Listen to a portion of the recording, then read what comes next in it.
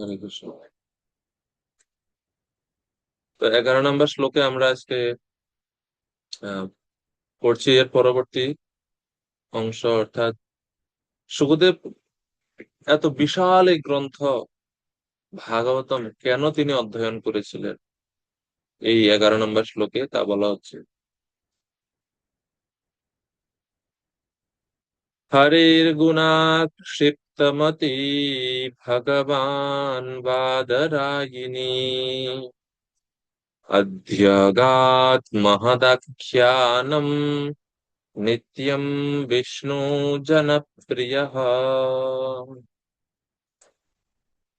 কমলাকান্ত প্রভু অনুবাদ করবেন কিভাবে? হরে কৃষ্ণ প্রভু। প্রভু। অনুবাদ: ব্যাসনন্দন ছিল সুখদেবের চিত্ত ভগবান শ্রী হরির গুণে আকৃষ্ট হওয়ায় এই ভাগবত পুরাণ অত্যন্ত বিশাল হলেও তা তিনি অধ্যয়ন করেছিলেন। সেই ভগবত তত্ত্ব বিশ্লেষণ করার ফলে তিনি বৈষ্ণবদের অত্যন্ত প্রিয় পাত্র হয়েছিলেন। হরে কৃষ্ণ। হরে কৃষ্ণ, ধন্যবাদ প্রভু। তো হুম, আমরা এই শ্লোকে দেখতে পাচ্ছি কি কারণে তিনি এত বিশাল গ্রন্থ অধ্যয়ন করেছিলেন। ভগবান নিত্যম বিষ্ণু জনপ্রিয় বাদরায়িণী মহদাখ্যানম অধ্যগাৎ। তো ভগবান বলতে এখানে ব্যাসদেবকে ভগবান বলা হচ্ছে। সরি, ব্যাসানন্দন, ব্যাসদেবকে বলা হচ্ছে ভগবান। ভগবান, ভগবান। সরি, ব্যাসদেব না, ব্যাসদেবের পুত্র সুখদেবকে এখানে ভগবান বলা হচ্ছে।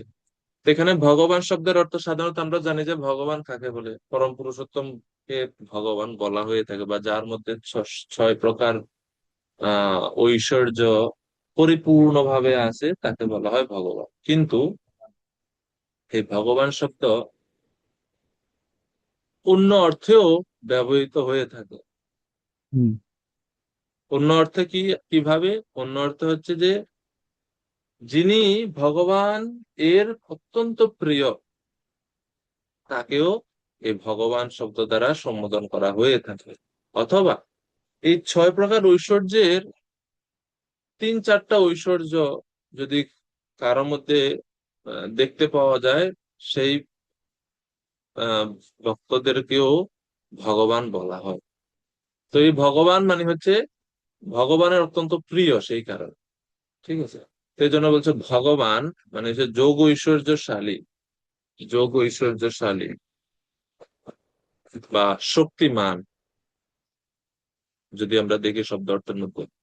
তো ভগবান এবং তাইলে এটা হচ্ছে সুখদেব গোস্বামীর প্রথম বৈশিষ্ট্য, বা ওনার নামের আগে এই এই উপাধি ব্যবহার করছে। তিনি হচ্ছেন ভগবান মানে মহাযোগ ঐশ্বর্যশালী, মহাযোগী, এই অর্থে বলা হচ্ছে ওনাকে ভগবান। নিত্যম বিষ্ণু জনপ্রিয়। নিত্যম বিষ্ণু জনপ্রিয় মানে হচ্ছে যারা হচ্ছে ভগবান শ্রীকৃষ্ণের বা ভগবান শ্রী বিষ্ণুর প্রিয়জন, তাদের প্রিয় হচ্ছে সুখদেব গোস্বামী। বিষ্ণু জনা প্রিয়া ইয়স্য, যিনি বিষ্ণুজনদের অত্যন্ত প্রিয়। বিষ্ণুজন কারা? যারা ভগবানের ভক্ত তাদেরকে বলা হচ্ছে বিষ্ণুজন, মানে বিষ্ণুর, ভগবানের আপন জন, ভগবানের অত্যন্ত কাছের জন, বিষ্ণুজন। তাদের প্রিয় হচ্ছেন সুখদেব গোস্বামী। এই জন্য ওনাকে বলেছে বাদরায়ণী। বাদরায়ণী, বাদরায়ণী মানে হচ্ছে সুখদেব গোস্বামী, ব্যাসত নয়, সুখদেব গোস্বামী। উনি হরের গুণ আক্ষিপ্ত মতি, অর্থাৎ ভগবানের আহ গুণের দ্বারা আকৃষ্ট হয়েছিলেন। ভগবানের গুণের দ্বারাতে আকৃষ্ট হওয়ার কারণে তিনি মহৎ আখ্যানম, মহৎ আখ্যানম, মহৎ শব্দের অর্থ হচ্ছে মহা বা বড়। হ্যাঁ, এই বিশাল, এই বিস্তৃত গ্রন্থ অধ্যাগত, অধ্যাগাত, অধ্যাগাত মানে হচ্ছে তিনি অধ্যয়ন করেছিলেন। তাহলে আমরা যদি এখন বলি, তাহলে কি কারণে সুখদেব গোস্বামী এই বিশাল গ্রন্থ অধ্যয়ন করেছিলেন? কি কারণ? কারণটা কি? কোন শব্দটা, শ্লোকের কোন শব্দটা কারণ হবে, কে বলতে পারবেন? শ্লোকের কোন শব্দটা ওনার এই ভাগবত পড়ার পিছনে কারণ?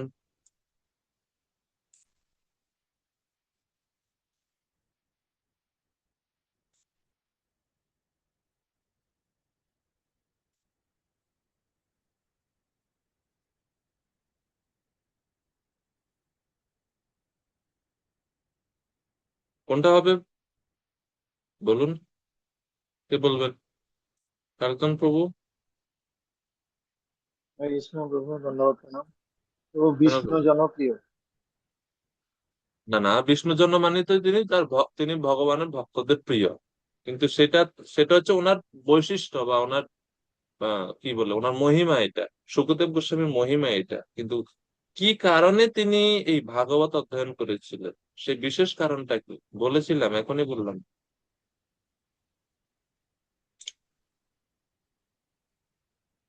হরের গুণ আক্ষিপ্ত মতি, এটা হচ্ছে মূল কারণ। কি কারণ? হরের গুণ আক্ষিপ্ত মতি।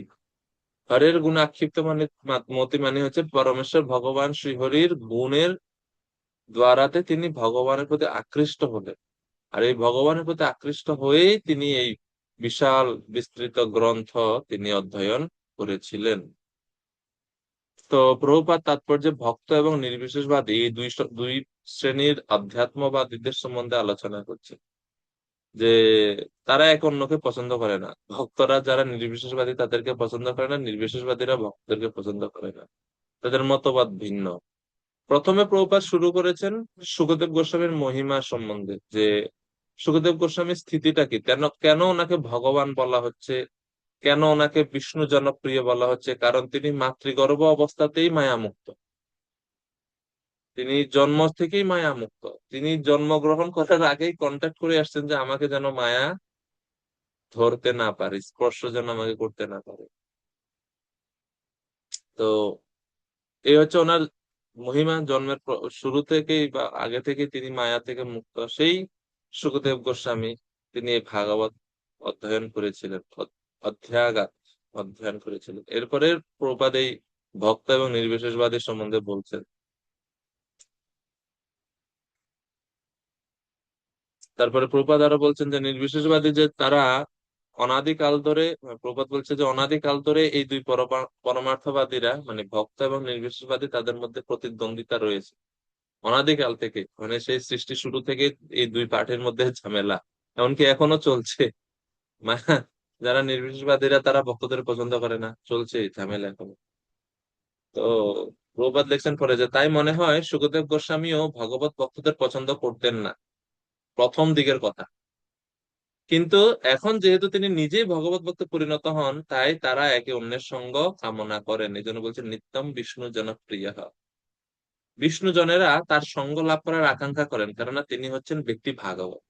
কেন বিষ্ণুজনরা ওনাকে পছন্দ করে? কারণ উনি শ্রীমৎ ভাগবতম খুব ভালোভাবে অধ্যয়ন করেছেন, সেই কারণে তিনি ভক্তদের অত্যন্ত প্রিয়।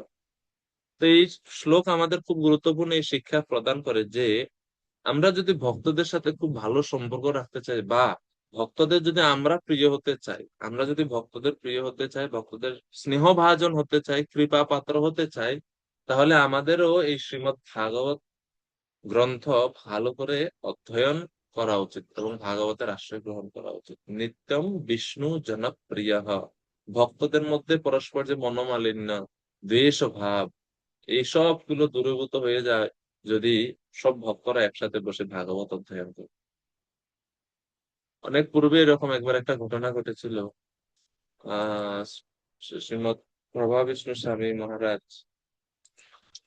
তো উনি প্রথমে বাংলাদেশে মানে অনেক অনেক আগে শুরুর দিকে যখন প্রচার হয়, তো মহারাজ বাংলাতে মানে বাংলাদেশে এসে প্রচার করতেন প্রভা বিষ্ণু স্বামী মহারাজ। তো হয় না অনেক সময় মন্দির পরিচালনা করতে গিয়ে বিভিন্ন ভক্তদের মধ্যে পরস্পরের কিছু সমস্যা দেখা দেয়। তো মহারাজ এরকম একটা মন্দিরে গেছেন, তো মন্দিরে ওই মন্দিরে যাওয়ার উদ্দেশ্য হচ্ছে ওইখানে একটা কিছু সমস্যা দেখা দিয়েছে ভক্তদের মধ্যে। তো ওইটা হচ্ছে মিটিং হবে, ওই সমস্যার সমাধানের জন্য বিচারের জন্য ওনাকে ডাকা হয়েছিল। তো মহারাজ এরা জানতে পারলেন, জানতে পেরে সকালে যেহেতু মহারাজরা গেলে ভাগবতম পাঠ দেয় না, তো ভাগবতম ক্লাসের আয়োজন করছে। আর মহারাজ চৈতন্য চরিতামৃতের একটা অংশ নিয়ে পড়ছেন,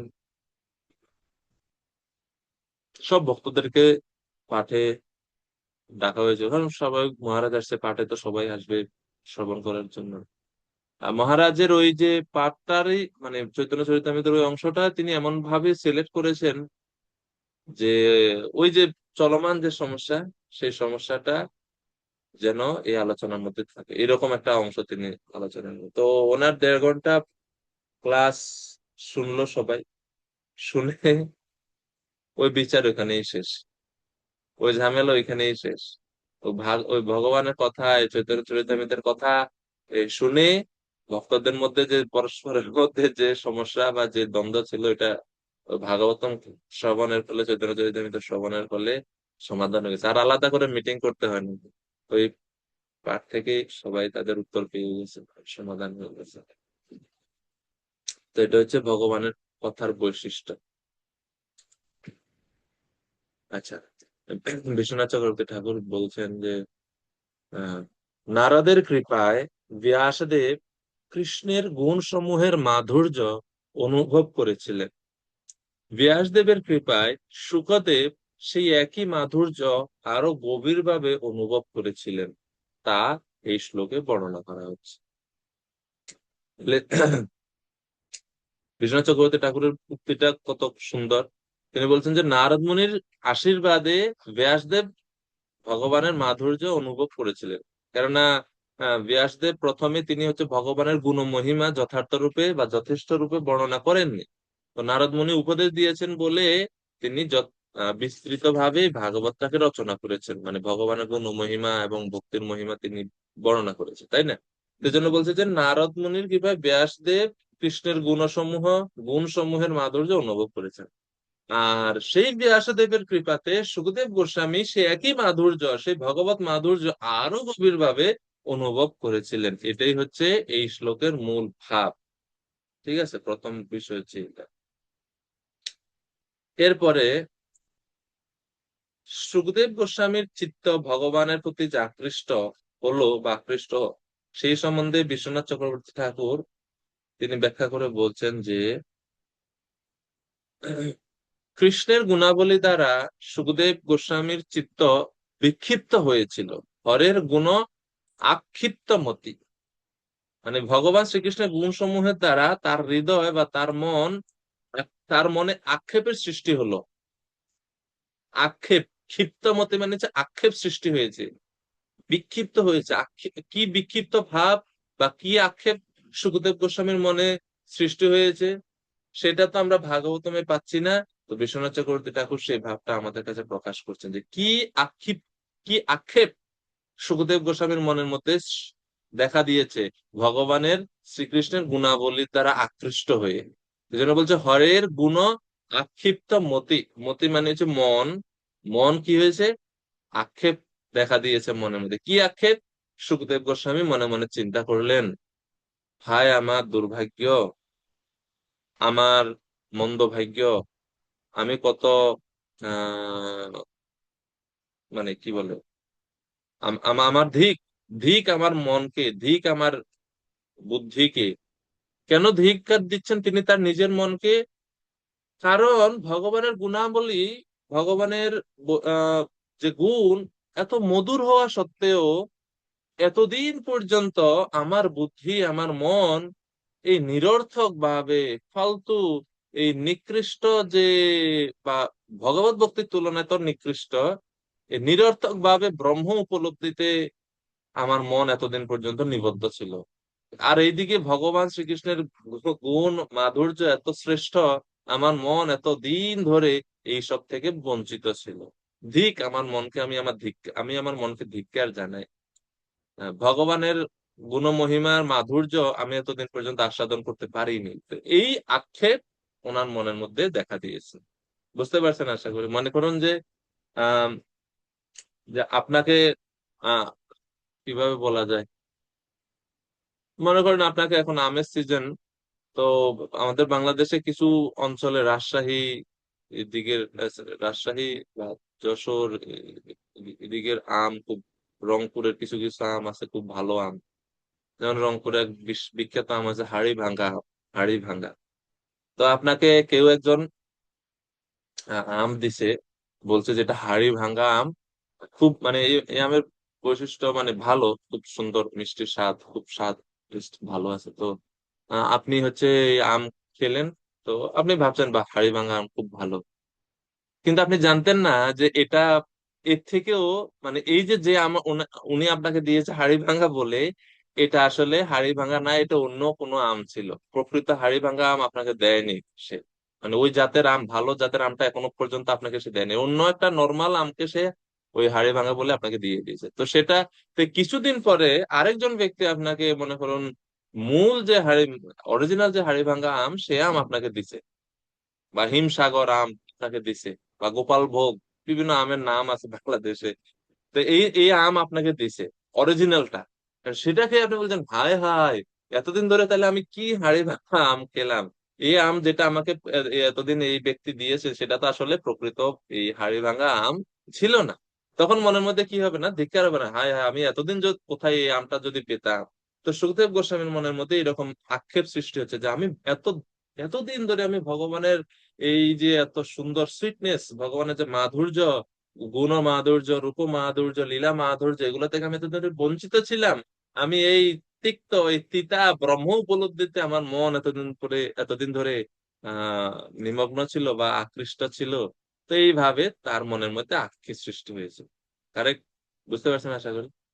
তো এই জন্য ভগবানের সবকিছু হচ্ছে মধুর। হ্যাঁ, বল্লভাচার্য তিনি তো স্তোত্রই রচনা করেছেন মধুরাষ্টকম। আপনারা জানেন মধুরাষ্টকম, বিখ্যাত স্তোত্র। অধরম মধুরম वदनं मधुरं नयनं मधुरं हसितं मधुरं हृदयं मधुरं गमनं मधुरं মধুরাধিপতির অখিলম মধুরাম। ভগবানের সবকিছু হচ্ছে মধুর, মধুরাধিপতির অখিলম মধুরম। তো সুখদেব গোস্বামী এরকম আক্ষেপ করছেন, ভগবানের সব everything is sweet about the Lord of sweetness. ভগবান কৃষ্ণকে বলা হয় লর্ড অফ সুইটনেস। সুইটনেস মানে তিনি হচ্ছেন মধুর ভগবান। কৃষ্ণ কর্ণামৃত গ্রন্থে আহ কৃষ্ণ কর্ণামৃত গ্রন্থে কব- বিল্বমঙ্গল ঠাকুর, বিল্বমঙ্গল ঠাকুর তিনি কৃষ্ণ কর্ণামৃত গ্রন্থে ভগবানের মধুর সম্বন্ধে বলছেন, মধুরম মধুরম মধুরম বপুরস্য বিভো, মধুরম মধুরম বদনম মধুরম মধুগন্ধি মৃদু স্মিতমেতদহো, মধুরম মধুরম মধুরম মধুরম। তিনি ভগবানের মাধুর্য বর্ণনা করতে গিয়ে তিনি আর শব্দ খুঁজে পাচ্ছেন না। কবি মানে বিল্বমঙ্গল ঠাকুর তিনি প্রথমে বলছেন মধুরম মধুরম, দুইবার বলছে মধুরম মধুরম বপুরাস্য বিভো। বিভো মানে পরমেশ্বর ভগবান শ্রীহরির বিগ্রহ বা শরীর হচ্ছে অত্যন্ত মধুর থেকেও মধুর। দ্বিতীয় লাইনে এসে বলছে মধুরম মধুরম বদনম মধুরম, তিনবার বলছেন যে ভগবানের শরীর তো মধুর, তার মধ্যে ভগবানের যে মুখমণ্ডল সেটা হচ্ছে আরো বেশি মধুর। His face is even sweeter. তৃতীয় লাইনে বলছে মধুগন্ধি মৃদু স্মিতমে তদহো মধুরম মধুরম মধুরম মধুরম।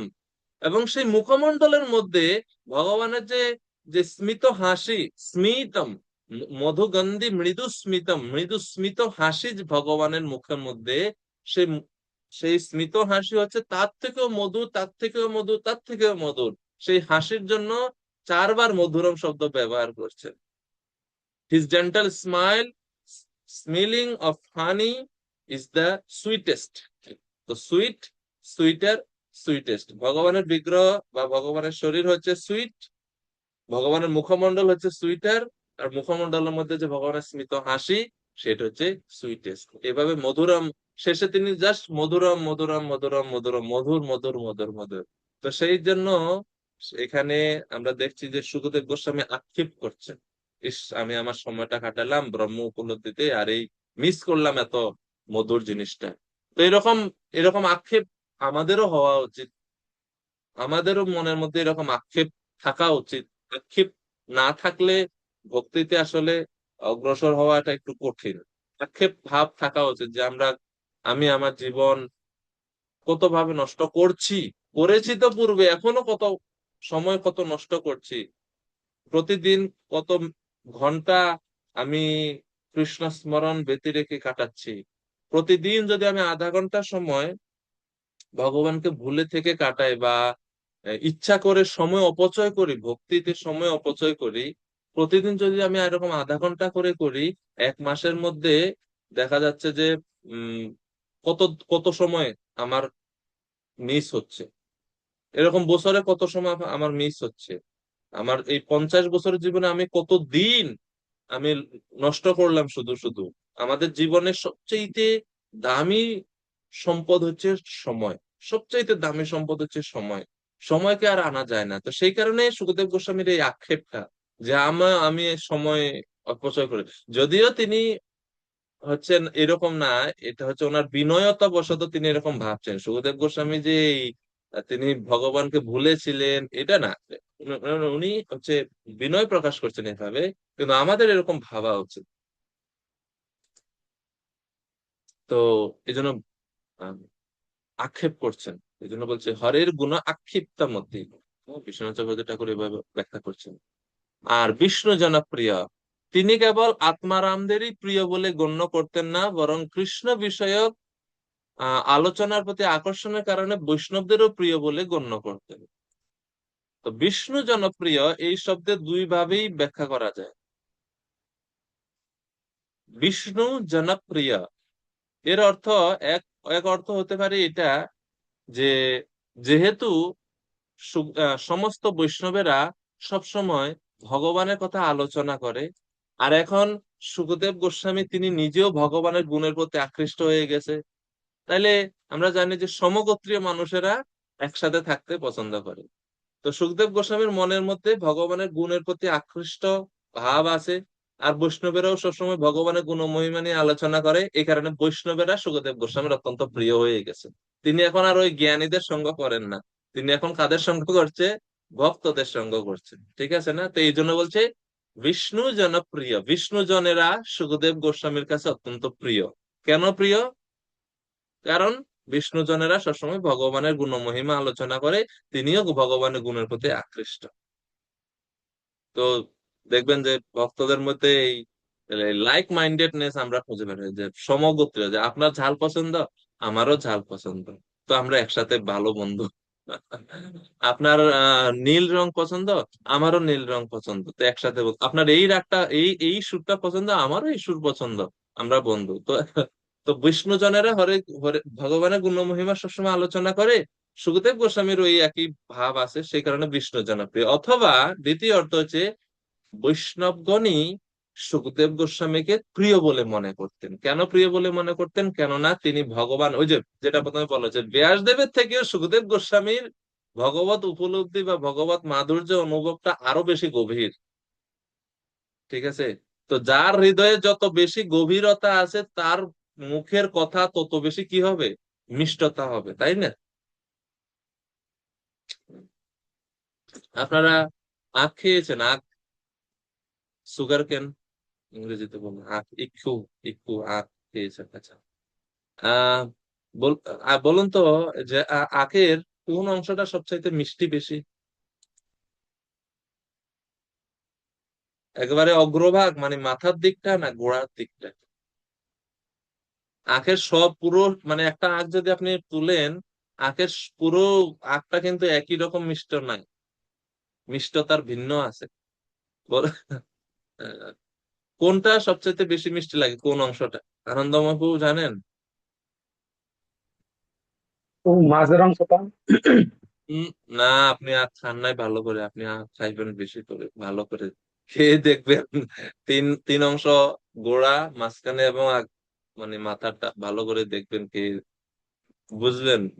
কার্লটন প্রভু, আপনি জানেন কোন অংশটা বেশি মিষ্টি? কৃষ্ণপ্রভু গোড়ার অংশটা। যেটা একবারে গোড়ার দিকে না, গোড়ার দিকের আখে মিষ্টিটা খুব বেশি হয়, বুঝতে পারছেন? তো যেহেতু সুখদেব গোস্বামীর গভীরতা, অনুভবের উপলব্ধিটা আরো বেশি গভীর, হ্যাঁ, সেই কারণে উনি যখন কৃষ্ণ কথা বর্ণনা করেন, সুখদেব গোস্বামী, সেটা বৈষ্ণবদের অত্যন্ত ভালো লাগে। এই কারণে বৈষ্ণবেরা ওনাকে প্রিয় বলে বলে। ঠিক আছে, তো এই জন্য বিষ্ণু জনপ্রিয়। ব্যাসদেব নির্জন অরণ্যে অবিরাম সমাধিতে অবস্থিত সুখদেবকে তার নিজের শিষ্যদের মাধ্যমে ভাগবতের নির্বাচিত শ্লোক সমূহ শ্রবণ করানোর ব্যবস্থা করলেন। আর সেই সব শ্লোকে কৃষ্ণের গুণাবলী বর্ণিত ছিল। সেই শ্লোক সমূহের শক্তিতে সুখদেব গোস্বামীর সমাধি ভগ্ন হলো এবং তিনি ভগবানের মাধুর্যে আকৃষ্ট হয়ে তিনি সেই নির্বিশেষ ব্রহ্মের প্রতি যে সমাধি, সেই সমাধি ত্যাগ করে তিনি ব্যাসদেবের কাছে ফিরে আসেন এবং ব্যাসদেবের কাছ থেকে এই ভাগবত অধ্যয়ন করেন। এই জন্য বলছে, মানে এইভাবে তিনি ওনার হরের গুণ আক্ষিপ্ত মতে, যেটা বলা হচ্ছে যে ভগবানের গুণের প্রতি আকৃষ্ট হলেন, হরের ভগবানের গুণের প্রতি কিভাবে তিনি আকৃষ্ট হলেন সেই বর্ণনাটা এটা, যে তিনি তো জন্মের পরপরই চলে গেলেন। আমরা প্রথম দিকে দেখেছিলাম, পুত্রে তন্ময়তয়া তরয়ো তরয়ো অভিনেদু, মনে আছে? যে সুখদেব চলে যাচ্ছেন আর ব্যাসদেব পিছন পিছন হা পুত্র বলে ডাকছেন, কিন্তু সুখদেব গোস্বামী আর ফিরেন নেই। তো উনি তো চলে গেছেন, উনি আবার ভগবানের গুণের প্রতি কিভাবে আকৃষ্ট হলেন এবং ভাগবতমই বা কখন পড়লেন? তো তার অর্থ হচ্ছে তার ব্যাখ্যাটা হচ্ছে এটা, যে তিনি তো চলে গেছিলেন নির্জন অরণ্যে, সমাধিমগ্ন হয়ে আছেন ব্রহ্মের প্রতি। তখন ব্যাসদেব সেই সুখদেবকে আকৃষ্ট, মানে ফিরিয়ে আনার জন্য ব্যাসদেব তার শিষ্যদেরকে, কয়েকজন শিষ্যদেরকে বনের মধ্যে প্রেরণ করছেন এবং তাদেরকে কিছু শ্লোক শিখিয়েছেন শ্রীমদ্ ভাগবতমে। তা আমরা বৈষ্ণবেরা আমাদেরকে বলে যে দুইটা শ্লোকের কথা আমরা শুনি, যে দুইটা শ্লোক ওরে হচ্ছে ব্যাসদেবের শিষ্যরা বনের মধ্যে আবৃত করত আর বনের মধ্যে ঘুরে বেড়াইতো। জানেন কোনটা কোনটা শ্লোক? কোন দুইটা শ্লোক?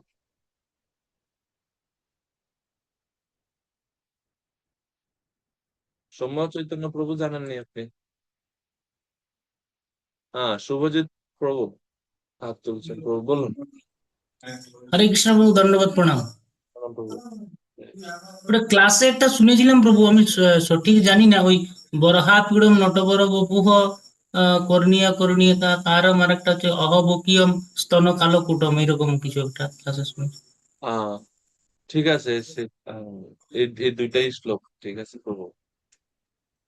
অহো বকি ইয়ম স্তনকালকূটম জিঘাংসয়াপ্যয়েত অসদ্ভি লেভে গতি ধাত্রী উচিতম তত্ত্বন্যম কম্বা দয়ালুম শরণম ব্রজেম। এটা একটা শ্লোক। অহো বকি শ্লোক, অহো বকি ইয়ম, এটা হচ্ছে আপনারা এক মিনিট। অহো বকি শ্লোক, এটা হচ্ছে তৃতীয় স্কন্ধের দ্বিতীয় অধ্যায়ের 23 নম্বর শ্লোক। তমাল কৃষ্ণ প্রভু, তমাল কৃষ্ণ প্রভু হ্যান্ড রেজ করছেন, প্রভু বলুন। হরে কৃষ্ণ প্রভু, দণ্ডবত প্রণাম। ধন্যবাদ প্রণাম প্রভু।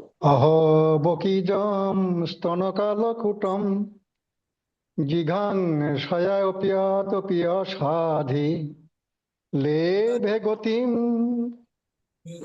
লেভে গতিম ততম ধাত্রী উচিতাম তত্ত্বন্যম। ধাত্রী উচিতাম কম্বা দয়ালম শরণম ব্রজেম বর্হাপিরাম নটবর বপু কর্ণয় কর্ণিকারম বিভ্রাত বাস কনক শাম বৈজন্তী চমালাম রন্ধ্রানবেন অধর সুধায়া আপুরায়ণ গোপবিন্দৈ বৃন্দারণ্যম সপদরমণম পবিশত গীত কৃত্তি। হরে কৃষ্ণ প্রভু। হরে ধন্যবাদ প্রভু। তো রেফারেন্স লেখা হয় যদি 3:2:23 অহোবকিয়ম শ্লোক হচ্ছে 3:2:23 ভাগবতমে। আর বরহা পীড়ম নটবর ভুপু এটা হচ্ছে দশম স্কন্ধের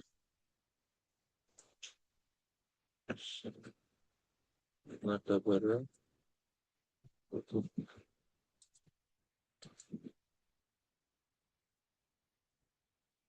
বরহা পীড়ম কত শ্লোক নাম্বার মনে আছে? হ্যাঁ প্রভু, 10-2-25। 10:2:25। ঠিক আছে। তো এই দুইটা শ্লোক ব্যাসদেব তার শিষ্যদেরকে শিখিয়ে তাদেরকে বনে প্রেরণ করেছে যে তোমরা যাও। মাছ ধরতে হলে শিকারী কি করে? বড়শির মধ্যে টোপ দিয়ে জলের মধ্যে ফেলে রাখে আর অপেক্ষা করে মাছ ওই ওই যে টোপ দিল যেটা, সেই টোপের গ্রানে আকৃষ্ট হয়ে মাছ আসে, এসে ওই ওই ওই খাবারটা খেতে চায়, আর তখনই বড়শিতে আটকা পড়ে। তো ব্যাসদেব ওই শ্লোক গুলো দিয়ে শিষ্যদেরকে পাঠাই দিছেন। তো যখন এই এত সুন্দর বর্ণনা শুনলেন, তখন সুখদেব গোস্বামী দৌড়ে এসে তাদের কাছে বলছে, হেরে তোমরা এত সুন্দর রূপ কার রূপের বর্ণনা দিচ্ছ, তিনি কোথায় আছে? আহ আরো বলো, একটা কেন শ্লোক বলে শেষ করছো, আরো আরো বিস্তারিত বলে, আরো বিস্তৃত বলো, বিস্তৃত বলো। তারা বলে আমাদের ভান্ডারে ওই দুইটাই আছে, এত নাই। আর কোথায় পাবো? না, আমাদের গুরুদেব আছেন, গুরুদেবের কাছে গেলে আরো বিস্তারিত তুমি জানতে পারবে।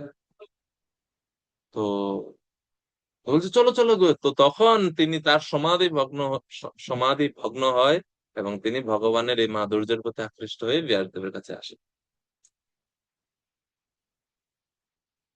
তো বিশ্বনাথ চক্রবর্তী ঠাকুর বলছেন এখানে যে স্বীয় সর্বজ্ঞতার বলে, যেহেতু ওনাকে বলা হচ্ছে ভগবান, ভগবান মানে কি মহাযোগ ঐশ্বর্যের অধিকারী, তো তিনি হচ্ছেন সর্বজ্ঞ। নিজের এই সর্বজ্ঞতা জ্ঞানের ফলে তিনি জানতে পারছেন যে এই শ্লোকগুলো হচ্ছে ভাগবত থেকে আসছে, এগুলো হচ্ছে ভাগবতের শ্লোক। আর তার পিতা এই শ্লোক সমূহ হচ্ছে কি করেন, লিপিবদ্ধ করেছেন। হম।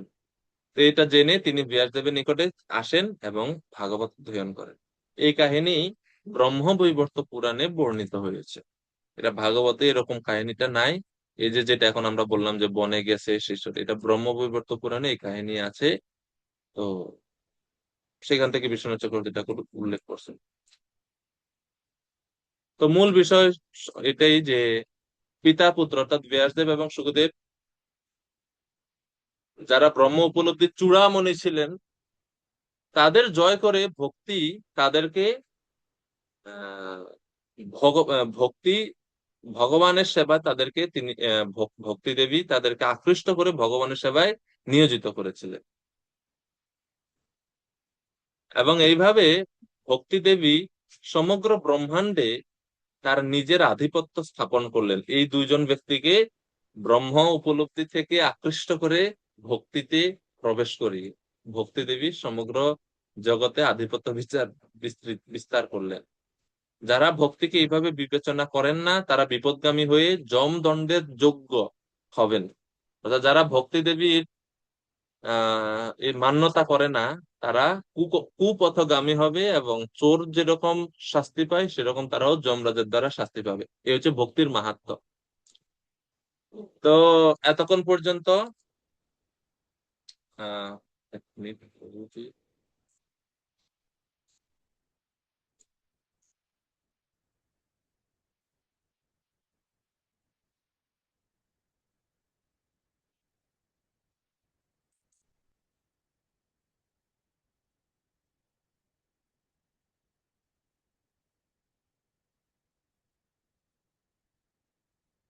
হ্যাঁ, তো এতক্ষণ পর্যন্ত সুত গোস্বামী ভাগবত সম্পর্কে যে ওনাকে প্রশ্ন জিজ্ঞেস করেছিলেন 1-4-3-এ, শৌনক ঋষি 1-4-3-এ যে ভাগবত সম্বন্ধে প্রশ্ন করেছেন তার উত্তর দিয়েছেন। এখন দ্বিতীয় প্রশ্নের উত্তরে সুত গোস্বামী যাচ্ছেন। শ্লোক নাম্বার 12 থেকে দ্বিতীয় প্রশ্নের উত্তর তিনি বলবেন। দ্বিতীয় প্রশ্নটা কি ছিল? দ্বিতীয় প্রশ্ন ছিল যে পরীক্ষিতের সম্বন্ধে, পরীক্ষিত মহারাজ তিনি কেন আহ রাজ্য পরিত্যাগ করে গঙ্গার তীরে উপবেশনে উপবিষ্ট হলেন সেই বিষয়ে প্রশ্ন করেছেন। এখন একজন ব্যক্তি সম্বন্ধে বলতে গেলে তো একটু পিছন থেকে বলতে হয় না। হুট করে যদি বলে ঠিক আছে উনি অভিশাপ পেয়েছেন সেই কারণে গৃহত্যাগ করছেন, তাহলে তো ওই ব্যক্তির পরিচয়টা তো একটু জানা বাকি থেকে যায়। সেই কারণে সুত গোস্বামী এখন এই 12 নম্বর শ্লোক থেকে তিনি পরীক্ষিতের সম্বন্ধে বলবেন। কিন্তু পরীক্ষিত মহারাজের সম্বন্ধে বলতে গেলে প্রথমে পরীক্ষিত মহারাজের জন্মের পিছনে যে ঘটনাটা সেটা বলতে হয়। ঠিক আছে, তো ভাগবতমের এই জায়গাতে এসে আমরা অনেক সময় মানে বুঝতে পারি না বা লিঙ্কটা পাই না যে আরে হুট করে আবার এখানে দ্রোণপুত্র অশ্বত্থামার কথা কেন আসলো। মূল ইন্টেনশনটা হচ্ছে পরীক্ষিতের জন্ম আলোচনা করবেন। পরীক্ষিতের জন্ম সম্বন্ধে আলোচনা করার পিছনে এই কাহিনীগুলো রিলেটেড, সেখানে তিনি একটু পিছন থেকে শুরু করছেন। এটা সংস্কৃতে একটা ন্যায় আছে, মানে এটা হচ্ছে সংস্কৃত সাহিত্যের একটা সৌন্দর্য। যেরকম আমি ভুলে গেছি ওই ন্যায়টা কি এক্স্যাক্টলি কি বলে এটাকে। মানে এটার অর্থটা হচ্ছে এরকম যে সিংহ শিকার ধরার জন্য সবসময় আগে 2 পা পিছিয়ে যায়, একটু পিছনে আসে, একটু পিছনে এসে তারপরে কি করে ঝাঁপ দেয়। দেখেছেন না আপনারা? ন্যাশনাল জিওগ্রাফিতে, মোবাইলে, ইউটিউবে দেখা যায় না, সিংহ বা বাঘ দেখবেন জাম্প করার আগে শিকারের উপর ঝাঁপিয়ে পড়ার আগে 2 পা পিছিয়ে যায়। অর্থাৎ লক্ষ্যবস্তুতে যাওয়ার আগে সে পিছিয়ে যাচ্ছে কেন? তার লক্ষ্যটা যেন ঠিকভাবে ধরতে পারে, ওর লক্ষ্য পৌঁছাতে পারে, সেই কারণে। তো এটা পিছিয়ে যাওয়া মানে হচ্ছে ডিগ্রেডেশন না? তো এই জন্য সুত গোস্বামী একটু পিছন থেকে কাহিনীটা শুরু করছেন। পিছন থেকে কিভাবে ওই যে অশ্বত্থামা দ্রৌপদীর পুত্রগণকে হত্যা করতে চাইছেন এবং অশ্বত্থামা উত্তরার গর্ভকে নষ্ট করতে চেয়েছেন, ওই পিছনের কাহিনী। তো এগুলা এই এই কাহিনীগুলো বর্ণনা করতে গিয়ে মাঝখানে কুন্তী মহারানীর স্তুতি আসবে, এরপরে ভীষ্মদেবের প্রয়াণ আসবে, ভীষ্মদেবের স্তুতি আসবে, এরপরে গিয়ে পরীক্ষিতের জন্ম। তো এর মাঝখানে 2-3টা অধ্যায় যাবে না, আরো আছে। ভীষ্মদেবের প্রয়াণের পরে হচ্ছে কৃষ্ণ হস্তিনাপুর থেকে বের হবে, পরের অধ্যায়ে আছে কৃষ্ণ দ্বারকাতে প্রবেশ করছেন, এগুলো মাঝখানে ঢুকে গেছে। তো এই কাহিনীগুলো মাঝখানে আসছে, কিন্তু মূল ইন্টেনশনটা কি? পরীক্ষিতের জন্ম তিনি আলোচনা করবেন। তো এটা হচ্ছে লিঙ্কটা আর কি। ওকে, এখন শ্লোক নাম্বার 12 থেকে এই জন্য আলোচনা এখন একটু শিফট হচ্ছে। পরীক্ষিতের জন্মের সাথে সংশ্লিষ্ট যে ঘটনাগুলো সেগুলো তিনি এখন বর্ণনা করছেন। পরীক্ষিতাথ রাজর্ষে জন্ম কর্ম বিলাপনম সমস্থান চ পাণ্ডুপুত্রানাম বক্ষ্যে কৃষ্ণ কথোদয়ম। সৌম্য চৈতন্য প্রভু কৃপা করে অনুবাদ করবেন।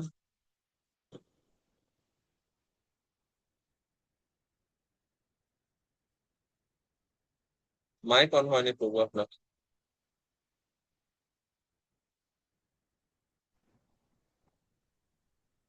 হ্যাঁ ঠিক আছে এখন।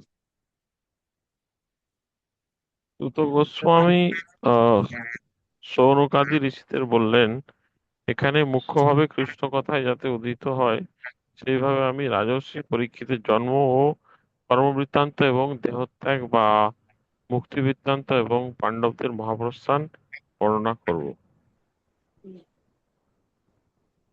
তো বিলাপনম শব্দের অর্থ হচ্ছে মৃত্যু, অথবা বিলাপনম শব্দের আরেক অর্থ হতে পারে ভগবত সম্বন্ধীয় আলোচনা। কেননা লব, লব, হ্যাঁ, এই ধাতুর, লব ধাতুর অর্থ হচ্ছে কথা বলা। শব্দের অন্তে লুট প্রত্যয় যুক্ত হয়ে তো বিলাপনম বা বিলাপনম এই শব্দ উৎপন্ন হয়েছে। আর সংস্থান শব্দের অর্থ হচ্ছে মৃত্যু পর্যন্ত যাত্রা। তো শ্লোকে বলা হচ্ছে যে পরীক্ষিত অথ রাজর্ষে,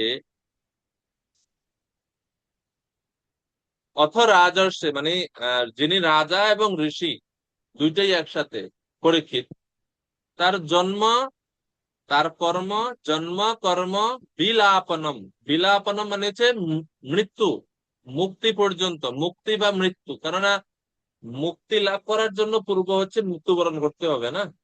সেই জন্য আমি এখন পরীক্ষিতের জন্ম সম্বন্ধে বলবো, পরীক্ষিত মহারাজের কর্ম সম্বন্ধে বলবো, এবং বিলাপনম মানে মৃত্যু সম্বন্ধেও বলবো বা মুক্তি সম্বন্ধে বলবো।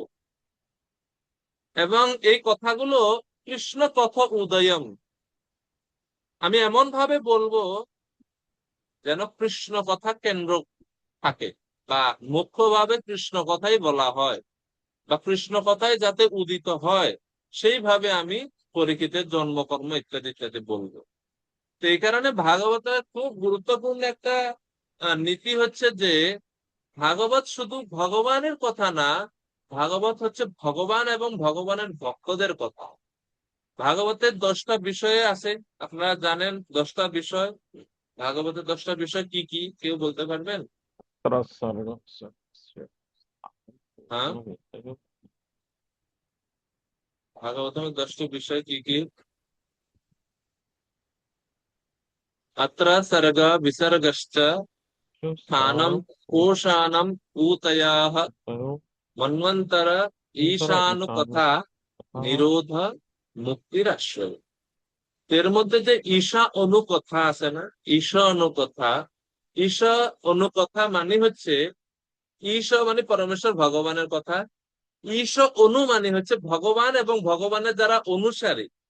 ঈশ অনু মানে ভগবান এবং ভগবানের যারা অনুসারী, অর্থাৎ বৈষ্ণবের ভক্তরা, ভগবান এবং ভগবানের ভক্তদের এই দুই সম্বন্ধীয়, দুই ধরনের ব্যক্তি সম্বন্ধের কথা ভাগবতমে আছে। তো সেই কারণে শুদ্ধ গোস্বামী এখন পরীক্ষিত মহারাজের কথা বলবেন, কেননা তিনি হচ্ছেন একজন রাজর্ষি। তো কৃষ্ণ কথা যেন উদিত হয়, সেই কারণে সেইভাবে তিনি পরীক্ষিতের জন্ম বলবেন। প্রভুপাদ তাৎপর্য বলছেন, শ্রীমদ্ ভাগবত একটি পুরাণ, কিন্তু এই পুরাণের বৈশিষ্ট্য হচ্ছে তাতে ভগবানের কার্যকলাপ হচ্ছে মুখ্য বিষয়বস্তু, না কেবল কতগুলো ঐতিহাসিক তথ্য নয়। চৈতন্য মহাপ্রভু এই জন্য ভাগবত অমল পুরাণ বলে বর্ণনা করেছেন, পুরাণম অমলম ইয়ৎ বৈষ্ণবানাম প্রিয়ম।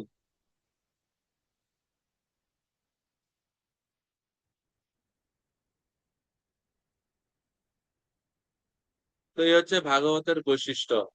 তো তিনি কৃষ্ণ কথাকে কেন্দ্র রেখে পরীক্ষিতের জন্ম সম্বন্ধে বলল।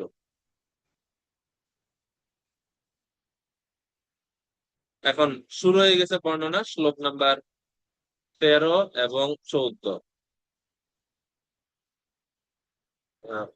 প্রদীপ ভট্টাচার্য প্রভু কৃপা করে অনুবাদ করবেন 13-14 শ্লোকে। হরে কৃষ্ণ, প্রভু ধন্যবাদ, প্রণাম। প্রণাম প্রভু। এখন হরে কৃষ্ণ। অনুবাদ। কৌরব এবং পাণ্ডব উভয় পক্ষের বীরেরা যখন কুরুক্ষেত্রের রণাঙ্গনে হত হয়ে তাদের গন্তব্যস্থল প্রাপ্ত হন, এবং যখন ভীমের পদাঘাতে ভগ্ন উরু ধৃতরাষ্ট্রপুত্র শোক করতে করতে ধরাশায়ী হন, তখন দ্রোণাচার্যের পুত্র অশ্বত্থামা দ্রৌপদীর পঞ্চপুত্রকে নিদ্রিত অবস্থায় হত্যা করে তাদের মস্তক তার প্রভুকে পুরস্কার স্বরূপ দান করে। মূর্খের মতো সে মনে করেছিল যে তার ফলে দুর্যোধন প্রসন্ন হবে।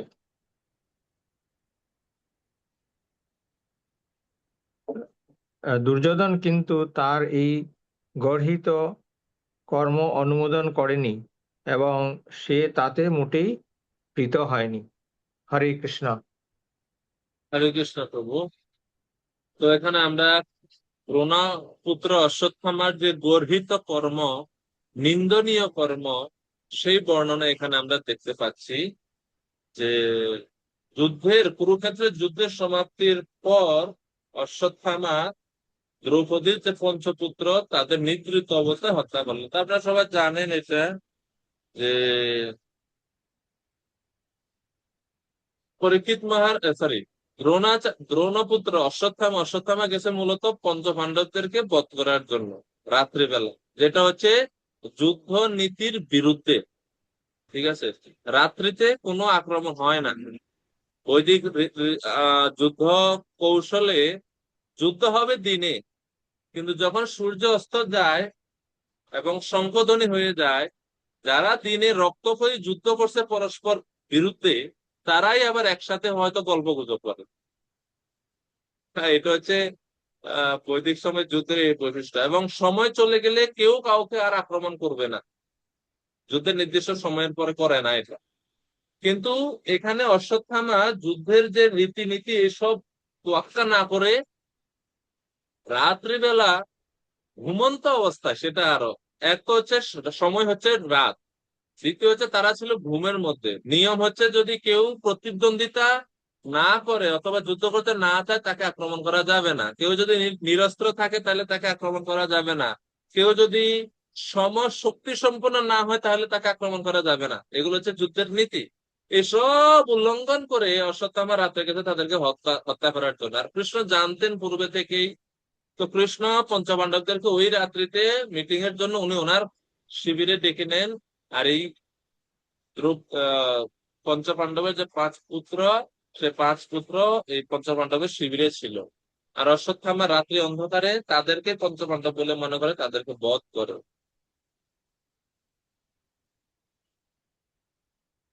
তো এই হচ্ছে বিগর্হিত কর্ম।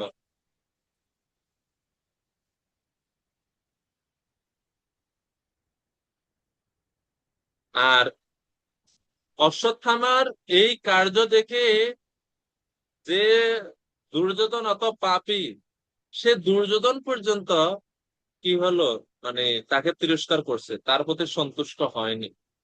তো এটা হচ্ছে দুর্যোধনের মিশ্র প্রতিক্রিয়া আমরা এখানে দেখতে পাচ্ছি। এই জন্য দেখতে যে দুর্যোধন দুর্যোধনকে আমি খুশি করব, এই ইচ্ছায় অশ্বত্থামা পঞ্চপাণ্ডবের পুত্রদেরকে হত্যা করছে। মানে প্রিয়ম, মানে দুর্যোধনকে আমি খুশি করব। কিন্তু বাস্তবে দুর্যোধন এই কাজে, অশ্বত্থামার এই কাজের দ্বারা প্রীত হলেন না, মানে বিপ্রিয়ম। এখন দেখেন, এত আহ অন্যায়কারী ব্যক্তি দুর্যোধন, সে পর্যন্ত খুশি হয় নাই, তাহলে অশ্বত্থামার কাজটা কত গর্হিত ছিল, ঠিক না? যে যদি কেউ কোমল হৃদয়ের মানুষ যদি খুশি না হতো, সেটা একটা। দুর্যোধন এমনিতেই সে তার বহুত রেকর্ড আছে, সে কত নিকৃষ্ট স্তরে যেতে পারে তার স্বার্থ সিদ্ধির জন্য। সেই দুর্যোধন পর্যন্ত এই কাজের দ্বারা খুশি হন নাই, বিপ্রিয়ম। তো এর মানে বুঝতে পারি আমরা যে এই কাজটা খুবই নিন্দনীয় কাজ হয়েছে। শত্রু না আসার আনন্দ অনুভব করার পর তিনি বিলাপ করতে আরম্ভ করলেন, কারণ তিনি উপলব্ধি করলেন যে এই উপহার দর্শনে তিনি বুঝতে পারলেন ভীম আদি তার শত্রুগণ নিহত হয়নি, বরং নিরপরাধ শিশুরা নিহত হয়েছে এবং কুরু বংশ ধ্বংস হয়েছে। এভাবে তিনি আনন্দ ও বিষাদ উভয় অনুভূতি সহকারে উভয় অনুভূতি তিনি প্রদর্শন করলেন। তো বিশ্বনাথ চক্রবর্তী ঠাকুর এখানে আরেকটা দৃষ্টিভঙ্গি তুলে ধরলেন। তিনি বলছেন যে মিশ্র অনুভূতি এখানে দুর্যোধনের। মিশ্র অনুভূতিটা কি? মিশ্র অনুভূতি মানে তিনি প্রথমে খুশি হলেন, আনন্দ অনুভব করলেন। কিসের দ্বারা, কেন আনন্দ অনুভব করেছেন? প্রথমে যখন তিনি দেখছেন যে তার শত্রুদের মস্তক আনছে, তখন তিনি আনন্দিত হলেন। কিন্তু পরে যখন তিনি জানতে পারলেন যে এরা তো পঞ্চপাণ্ডব না, ভীম অর্জুন না, এরা হচ্ছে নিরপরাধ শিশু, তখন এটা জানতে পারে তিনি দুঃখ অনুভব করলেন। কিসের জন্য দুঃখ অনুভব করলেন? তিনি এই কারণে যে হায় হায়, কুরু বংশ তো ধ্বংস হয়ে গেল, কারণ এরা হচ্ছে পাণ্ডবদের শেষ বংশধর না, এদের পরে তার নেই, এদের পরে তার নেই। তো কুরু বংশ ধ্বংস হয়ে যাচ্ছে, সেটা চিন্তা করে দুর্যোধন দুঃখ বা বিষাদগ্রস্ত হলেন। এই দুইটা অনুভব এখানে দুর্যোধন প্রকাশ করল।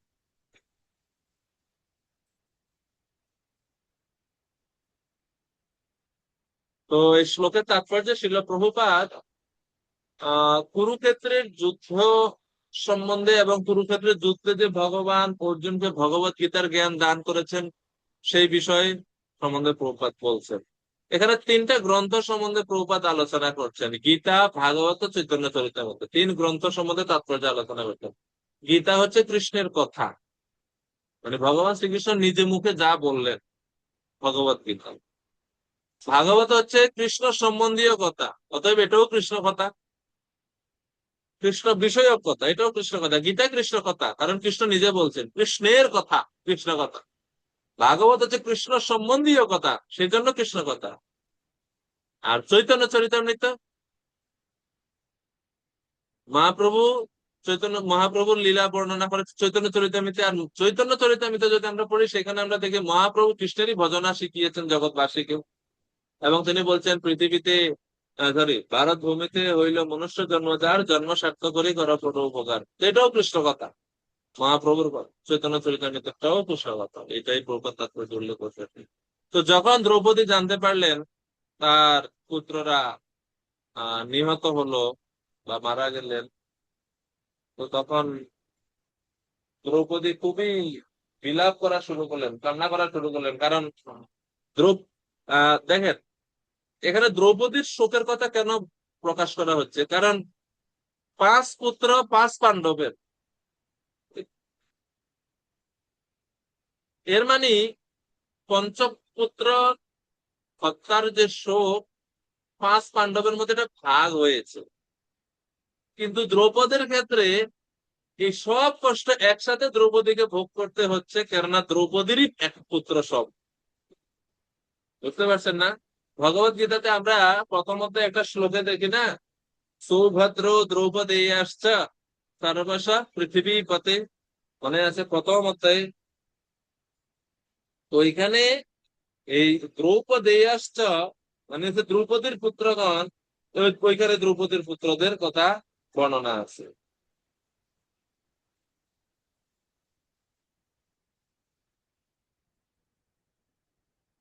দ্রৌপদীর এই 5 পুত্রের নামও আছে যুধিষ্ঠির, ভীম, অর্জুন, নকুল, সহদেব। এই 5 পাণ্ডবের 5 পুত্র ছিল: প্রতিবিন্দ, শ্রুতসৌম, শ্রুতকর্মা, শতানিক এবং শ্রুতসেন। এই হচ্ছে 5 পুত্র, যে 5 পুত্রদেরকে অশ্বত্থামা হত্যা করছে।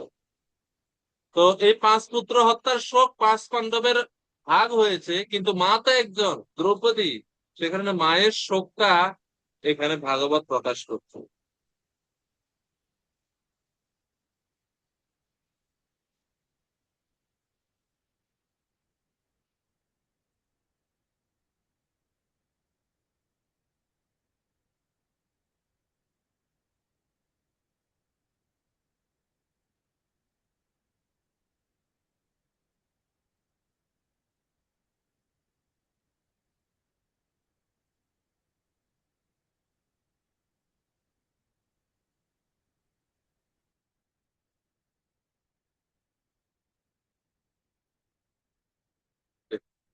তো দ্রৌপদীর ক্রন্দন, 15 নম্বর শ্লোক। মাতা শিশুনাম নিধনাম সুতানাম নিশম্য ঘোরাম পরিতাপ্যমানা তদা রুদজ্জাস্ফকলাকুলাক্ষী ত্বং সন্তয়ং আহ কিরীটমালী। শুভজিৎ তুল্য প্রভু অনুবাদ করুন।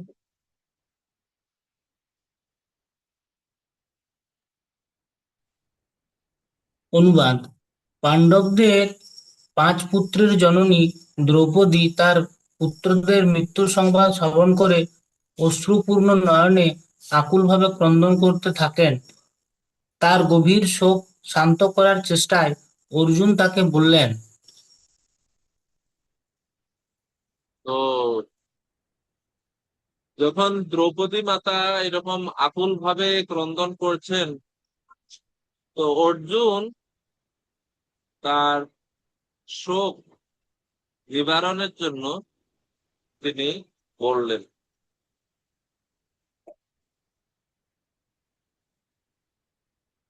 হে হে ভদ্র প্রভু। এরপরে শ্লোকটাও প্রভু পড়লেন। 16 নম্বর। হে ভদ্রে, আমার গান্ডীবের থেকে নিক্ষিপ্ত তীর দিয়ে তোমার পুত্রদের হত্যাকারীর মস্তক ছেদন করে আমি তোমাকে তা উপহার দেব। তখন আমি তোমার চোখের জল মুছিয়ে দেব এবং আমি তোমাকে সান্ত্বনা দেব। তারপর তোমার পুত্রদের মৃতদেহ সৎকার করে তুমি তার মাথার উপর দাঁড়িয়ে স্নান করো। তো অর্জুন প্রতিশ্রুতি দিচ্ছেন, প্রতিশ্রুতিটাও খুব মানে ক্ষত্রিয় উচিত প্রতিশ্রুতি, যে হে ভদ্রে, ভদ্রে মানে হচ্ছে দ্রৌপদীকে সম্বোধন করে বলছে, হে কল্যাণী, হে ভদ্রে, আমি এখন তোমাকে কিছু বলবো না। তদা, সেই সময়, তদা তে শুচ প্রমৃজ্যামি ইয়ৎ আততায়িনঃ শির গান্ডীব মুক্তৈ বিশিখৈ উপাহরে ইয়ত্তু আক্রম্য দগ্ধপুত্রা স্নাস্যসি। যখন আমি গান্ডীব ধনুক দ্বারা আমাদের পুত্রদের হত্যাকারী ব্রাহ্মণ অধম অশ্বত্থামার মস্তক ছেদন করে তোমাকে উপহার প্রদান করব, এবং সেই মস্তকে পা রেখে বা সেই মস্তকের উপর দাঁড়িয়ে যখন সেই মৃত সেই মস্তকের মাথার উপর দাঁড়িয়ে যখন তুমি স্নান করবে, মৃতদেহ সৎকার করে তুমি তার মাথার উপর দাঁড়িয়ে স্নান করবে, তখন আমি তোমাকে সান্ত্বনা দিব, তোমার চোখের জল মুছে দিবে। এখন আমি তোমার চোখের জল মুছবো না। তো এইভাবে অর্জুনও ক্ষত্রিয় উচিত কথার মাধ্যমে দ্রৌপদীকে শান্ত করার চেষ্টা করছে। তো যেহেতু শ্লোকে আততায়িনা শব্দের প্রয়োগ হয়েছে, সেই কারণে প্রভুপাদ আততায়িনা এর ব্যাখ্যা করছেন তাৎপর্যের মধ্যে। আমরা সবাই ভগবত গীতাতে পড়েছি, অর্জুন বলেছেন হত্যেতার আততায়িনা, আমি আততায়ীদের হত্যা করতে চাই না। আততায়িনা 6 ধরনের। কেউ বলতে পারবেন 6 ধরনের আততায়ী কে কে?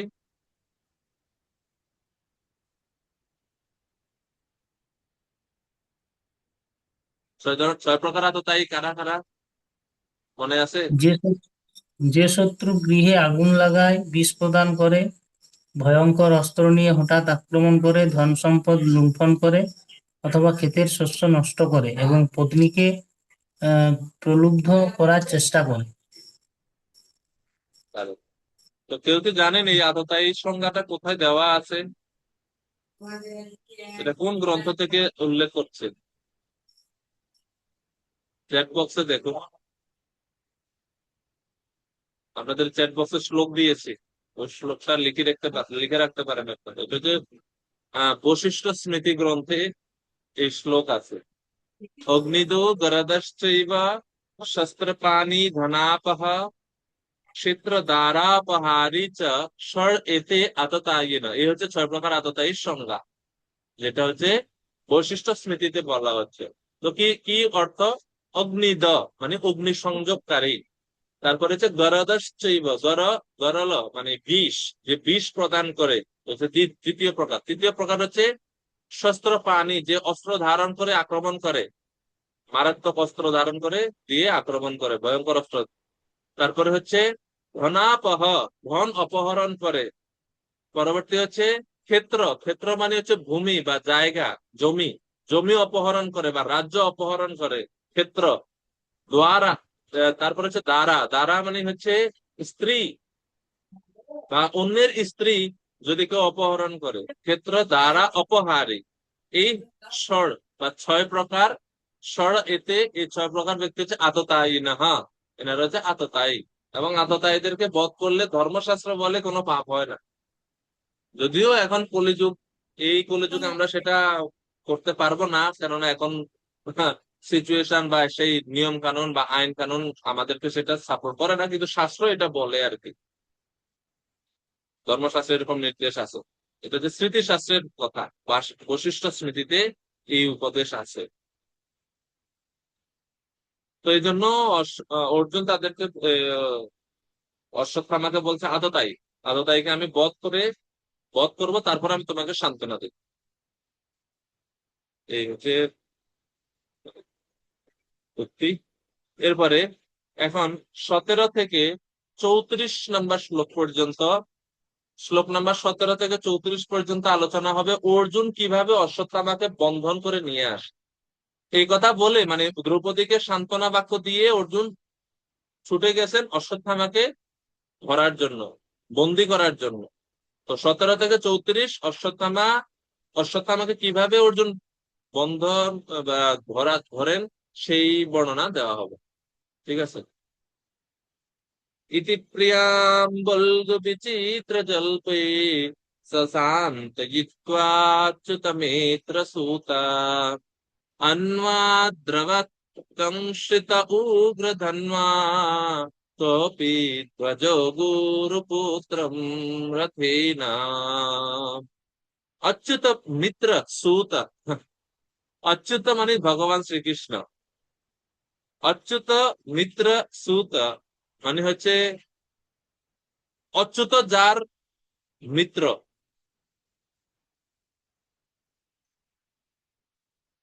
সেই ভগবান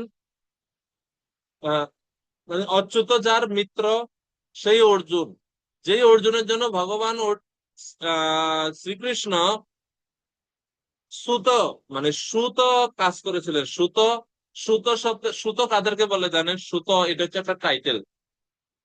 সুত বংশ বা সুত জাতি আছে, সুত হচ্ছে তারা যারা রথ চালায়, ওই জন্য বলা হয় সুত পুত্র কর্ণ, কর্ণকে সুত পুত্র বলা হয়। মানে যে রথ যারা চালায় তাদেরকে বলা হয় সুত। ড্রাইভার আমরা বলি না এখন, ড্রাইভার। তো সুত মানে হচ্ছে সারথি, রথের সারথি। অর্জুন কে বলা হচ্ছে অচ্যুত মিত্র সুত। অচ্যুত ভগবানের, অচ্যুত মানে কৃষ্ণ, অচ্যুতের মিত্র মানে কি বন্ধু, অচ্যুতের বন্ধু অর্থাৎ অর্জুন। এই অর্জুনের জন্য ভগবান কি করলেন? সুত মানে রথের চালকের কাজ করলেন ভগবান। তো সেই অচ্যুত মিত্র সুত উগ্র ধন্বা, উগ্র ধন্বা মানে হচ্ছে উগ্র অস্ত্র শস্ত্র ধারণ করে বা খুব ভয়ানক তীর এবং ধনুক নিয়ে, ভয়ানক তীর ধনুক মানে অর্জুনের যে ধনুক, অর্জুনের ধনুকের নাম হচ্ছে গান্ডীব, গান্ডীব ধনুক ধারণ করে তারপরে কি করলেন? উগ্র ধন্বা সা কপিধ্বজা, কপিধ্বজা মানে তো অর্জুনের রথকে বলা হচ্ছে কপিধ্বজা। কপি মানে হচ্ছে হনুমান, হনুমান অঙ্কিত যে পতাকা, অর্থাৎ অর্জুন ইতি, ইতি মানে হচ্ছে এইভাবে, মানে এইভাবে বলতে ওই যে আগের শ্লোকে যেটা যেটা বলছে, অর্থাৎ অশ্বত্থামার শিরচ্ছেদ করার জন্য তিনি এখন বেরিয়ে পড়লেন। ইতি বল্গু বিচিত্র জল্পই, বল্গু বিচিত্র জল্পই শব্দের অর্থ হচ্ছে আহ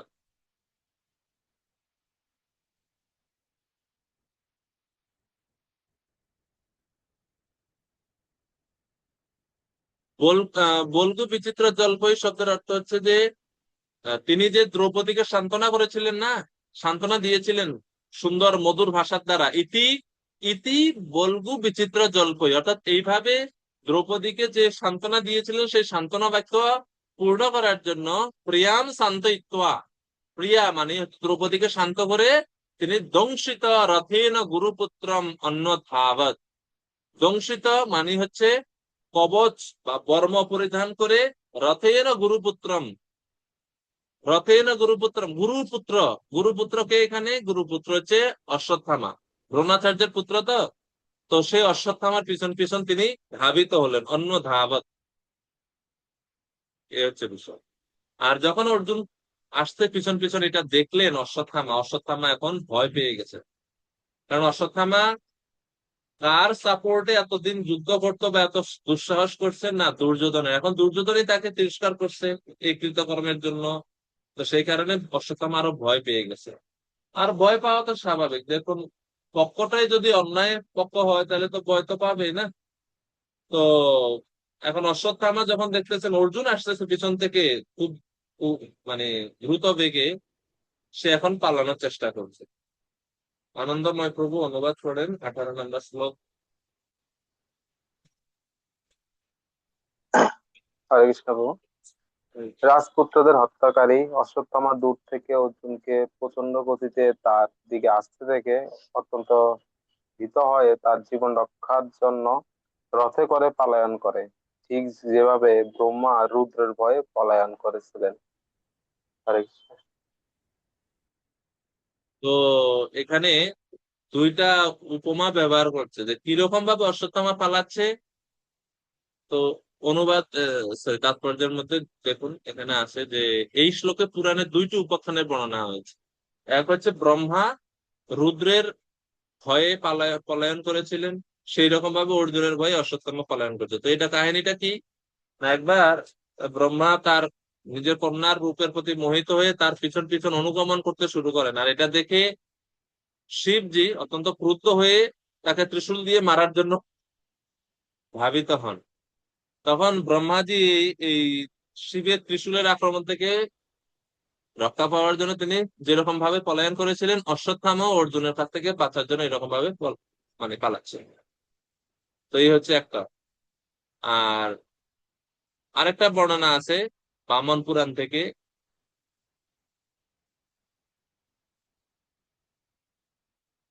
এক অসুর ছিল, অসুরের নাম হচ্ছে বিদ্যুন্মালী। বিদ্যুন্মালী অসুর। এই অসুর ছিল শিবের অনুগত, শিবের ভক্ত, শিবের ভক্ত ছিল।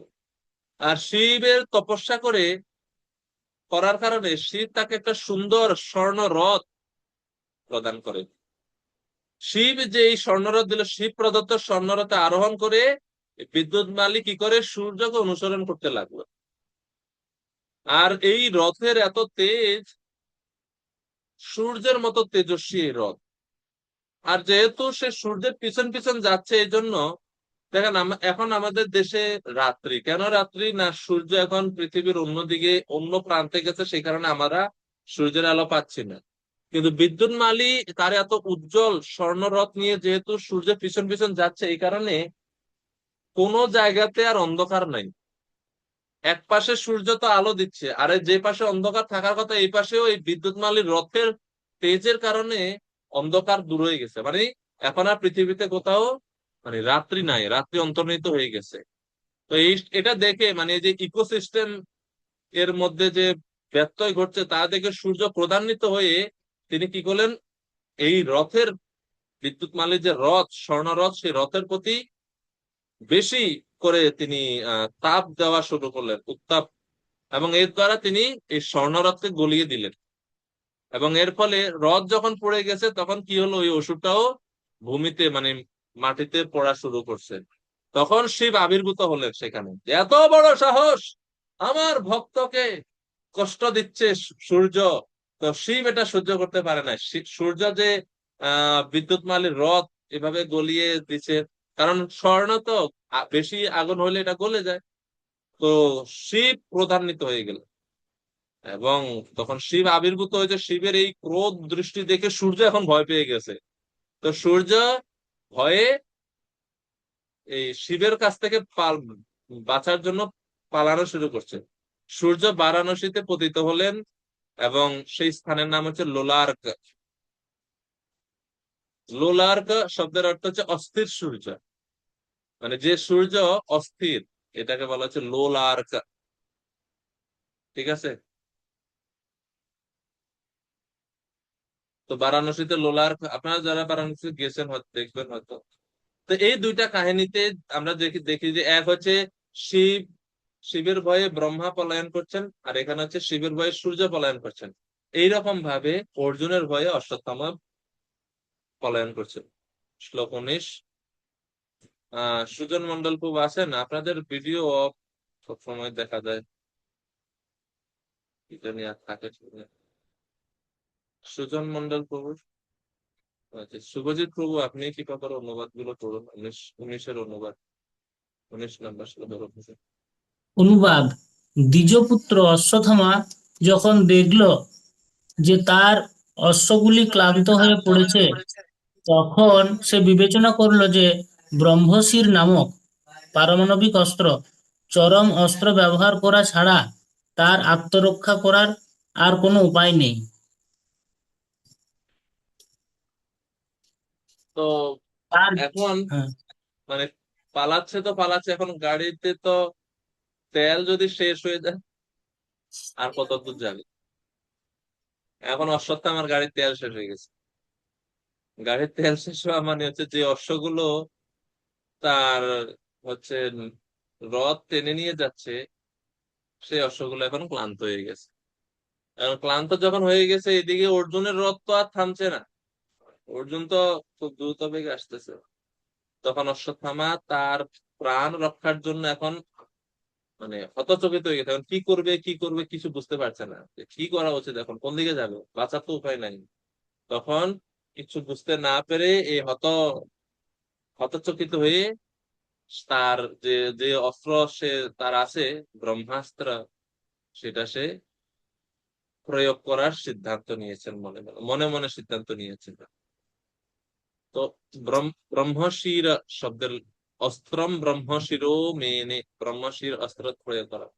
এখন প্রশ্ন হচ্ছে, এই যে ব্রহ্মাস্ত্র প্রয়োগ করতে হলে শুধু ব্রহ্মাস্ত্র প্রয়োগের জ্ঞান থাকলেই হয় না, সাথে সাথে অন্য অনেকগুলো বিষয় দরকার। যেমন হচ্ছে ব্রহ্মাস্ত্রটা কখনো আসলে নিজের স্বার্থে ব্যবহার করা উচিত নয়। এটা তো পারমাণবিক অস্ত্রের থেকেও শক্তিশালী। হিরোশিমা নাগাসাকিতে যে পারমাণবিক অস্ত্র পরীক্ষার জন্য বোমা নিক্ষেপ করেছিল, তার থেকেও শক্তিশালী, হাজার গুণে বেশি শক্তিশালী যে ব্রহ্মাস্ত্র। পারমাণবিক অস্ত্র হয়তো একটা শহরকে ধ্বংস করতে পারে, ওই ব্রহ্মাস্ত্র, একটা ব্রহ্মাস্ত্র পুরো একটা ব্রহ্মাণ্ডকে ধ্বংস করে ফেলতে পারে, এত শক্তিশালী এক একটা ব্রহ্ম।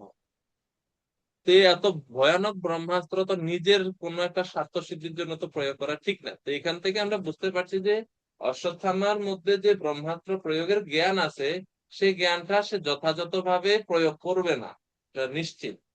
কারণ তার ওই প্রয়োগিক জ্ঞানটা নয়, যে কখন কোন পরিস্থিতিতে এটাকে প্রয়োগ করতে হবে। বাবার কাছ থেকে শিখে নিয়েছে, কিন্তু পূর্ণ জ্ঞানটা ওনার নাই। আর দ্বিতীয় অসুবিধা হচ্ছে, সে খালি প্রয়োগ করতে জানে, কিন্তু ব্রহ্মাস্ত্রকে কিভাবে সংবরণ করতে হয় সেই জ্ঞান অশ্বত্থামার নেই। ওকে, এরপরে শ্লোক প্রভু, 20 নাম্বার। তার জীবন বিপন্ন হওয়ার ফলে সে জল স্পর্শপূর্বক আচমন করে ব্রহ্মশির অস্ত্র প্রয়োগ করার জন্য একাগ্র চিত্রে মন্ত্র উচ্চারণ করলো, যদিও সে জানতো না কিভাবে সেই অস্ত্রটিকে সংবরণ করা যায়। কারেক্ট। তো অথ প্রাণ পৃচ্ছে মানে হচ্ছে জীবন সংকটকালীন সময় উপস্থিতে, প্রাণ পৃচ্ছে উপস্থিতে সংহারম ও অজানন অপি, অর্থাৎ উনি অশ্বত্থামা এখন মৃত্যুবরণ করবে, এটা এটা এটা এটা উনি বুঝতে পেরেছিলেন। এবং অজানন অপি সংহারম অজানন অপি মানে হচ্ছে এই ব্রহ্মাস্ত্রের সংবরণ কৌশল না জেনেও তিনি আসমন করে ধ্যান করে ব্রহ্মাস্ত্রকে সন্ধান করলেন। সমাহিত মানে হচ্ছে ধ্যান, ধ্যান করতে লাগলেন। কিসের ধ্যান? ওই অস্ত্রের ধ্যান করতে লাগলেন। তো এটাতে এই জন্য পূর্বের যুগে ক্ষত্রিয়দেরকে গুরুকুলে পাঠানো হয়েছে। গুরুকুলে গিয়ে তারা যে অস্ত্র শিক্ষাই লাভ করতেন, যুদ্ধবিদ্যাই লাভ করতেন তা না, সাথে সাথে তারা পারমার্থিকতাও লাভ করতেন, ধ্যান যজ্ঞ ইত্যাদিও তারা কিছু কিছু শিখতেন। কেননা অস্ত্র প্রয়োগ করতে হলে ধ্যান করতে হয় অস্ত্রের উপরে। এরপরে প্রভু, তার ফলে এক প্রচন্ড তেজরাশি সর্বদিকে ছড়িয়ে পড়ল। তা এত প্রচন্ড ছিল যে অর্জুন মনে করেছিলেন যে তার জীবন বিপন্ন। তখন তিনি শ্রীকৃষ্ণকে সম্বোধন করে বললেন, তখন তিনি কৃষ্ণকে সম্বোধন করে কি বললেন? এখন দেখুন, অর্জুন বললেন, অর্জুনের মতো, এক মিনিট প্রভু, অর্জুনের মতন শক্তিশালী ব্যক্তিত্ব তিনি পর্যন্ত হতচকিত হয়ে গেলেন। কি করবে বুঝতে পারছেন না, জীবন বিপন্ন, কেননা ব্রহ্মাস্ত্র অলরেডি সে প্রয়োগ করে দিয়েছে না। তো অর্জুন কি বললেন এখন এই যে শ্লোক নাম্বার 22, শ্লোক নাম্বার 22 থেকে 26, অর্জুনের প্রার্থনা। শ্রীমদ্ ভাগবতম এমন একটা গ্রন্থ, এখানে প্রার্থনার কোনো অভাব নাই, প্রার্থনার কোনো অভাব নাই। তো এই অনেক প্রার্থনার মধ্যে ভাগবতের সর্বপ্রথম প্রার্থনা হচ্ছে অর্জুনের প্রার্থনা। অর্জুনের প্রার্থনা হচ্ছে আমরা ভাগবত, এর আগে কারো প্রার্থনা দেখেছি আমরা এরকম? এরকম কোনো কেউ আর প্রার্থনা করছেন? আর কারো প্রার্থনা আমরা দেখিনি। অর্জুনের প্রার্থনা হচ্ছে ভাগবতের প্রথম প্রার্থনা। এরপরে আমরা উত্তরা দেবীর প্রার্থনা শুনবো, এরপরে কুন্তী মহারানীর প্রার্থনা আছে, ভীষ্ম স্তুতি আছে, আস্তে আস্তে শুরু হবে। পুরো ভাগবতম যদি আমরা এরকম দেখি প্রায় 90টার মতো স্তুতি পাওয়া যায়। ইংরেজিতে একটা গ্রন্থ আছে ভাগবত স্তুতি, ভাগবত স্তুতি গ্রন্থ আছে ইংরেজিতে। তো ওইখানে সব স্তুতিগুলো আছে ভাগবতের, যুগল গীত, বিরহ গীত, বেনু গীত, তারপরে গোপী গীত, ভিক্ষু গীত, ঐল গীত, রুদ্র গীত, অভাব নাই, এগুলো সব ভাগবত বিভিন্ন গীত আছে। তো অর্জুনকে প্রার্থনা করলেন, অর্জুনের প্রার্থনা আমরা শুনবো। অর্জুন বাচা কৃষ্ণ কৃষ্ণ মহাবাহো নাম ভয়ঙ্কর ভক্তানাম অভয়ঙ্কর তমেক তমেকো দুর্গম দহ্যমানানাম অপবর্গসি সংসৃতে। তো অর্জুন বলছেন যে হে ভগবান কৃষ্ণ কৃষ্ণ মহাবাহু, কৃষ্ণ কৃষ্ণ দুইবার উচ্চারণ করছেন। বিরক্তি বিভিন্ন পরিস্থিতিতে আমরা করি, যখন আমরা আশ্চর্যান্বিত হয়ে যাই, বিস্মিত হয়ে যায়, তখন আমরা বিরক্তি করি। কারণ আমরা বলি, দেখ দেখ দেখ দেখ কত সুন্দর পাখিটা, বলি না আমরা? তো এই যে দেখ দেখ আমরা দুইবার বলতেছি, একবার বললেই হয়, কিন্তু দুইবার বলছি, কেন বলছি দুইবার? না, এটা আশ্চর্যকর কোনো কিছু, হ্যাঁ, বিস্ময়কর কোনো জিনিস, তো আমরা বিরক্তি করি। তো বিভিন্ন পরিস্থিতিতে আমরা দুইবার একই শব্দ দুইবার বলি, এটাকে বলে বিরক্তি। তো এখানে অর্জুনের যে বিরক্তি, এটা হচ্ছে আশ্চর্য বা বিস্ময়কর কোনো কিছু দেখে না, এটা হচ্ছে ভয়, ভয়ের কারণে বিরক্তি। অর্জুনের মতো ধনুর্ধর শ্রেষ্ঠ ধনুর্বিদ, তিনি ভয় পাচ্ছেন, এই জন্য বলছে ভয়ের কারণে বিরক্তি হচ্ছে। তো বলছে কৃষ্ণ কৃষ্ণ মহাবাহ, হে মহাবাহ, হে উরুক্রম, ভক্তানাম অভয়ঙ্কর, ভক্তানাম অভয়ঙ্কর, ভক্তদের কি করেন আপনি? অভয় দান করেন, ভক্তদের আপনি অভয় দান করেন বা ভক্তদের ত্রাণকর্তা আপনি। তো এই এতটুক পর্যন্ত ভগবানের স্তুতি করলেন। এরপরে বললেন ত্বমেক, অর্থাৎ হে ভগবান আপনি একমাত্র, সংস্কৃতে দহ্যমানানাম অপবর্গ আসি, আপনি একমাত্র যারা এই সংসারে ত্রিতাপ ক্লেশের দ্বারা দগ্ধীভূত হচ্ছে সেই জীবদের অপবর্গ মানে মুক্তি আপনি একমাত্র দিতে পারেন। আপনি হচ্ছেন পরাগতি, ভগবান নারায়ণ বা বাসুদেব হচ্ছে পরাগতি, বাসুদেব পরাগতি। তো হে ভগবান আপনি একমাত্র সংসারে ক্লিষ্ট দুঃখ দুর্দশা ক্লিষ্ট জীবদের উদ্ধার দিতে পারেন। অপবর্গ আসি সংস্কৃতি, আপনি নিজে হচ্ছে অপবর্গ, আপনার আশ্রয় ছাড়া জীব দুঃখ দুর্দশা থেকে মুক্ত হতে পারে না, নিজের চেষ্টা হবে না। প্রভুপাদ তাৎপর্যের জন্য সংসার দাবানল এই ব্যাপারে ব্যাখ্যা করছেন।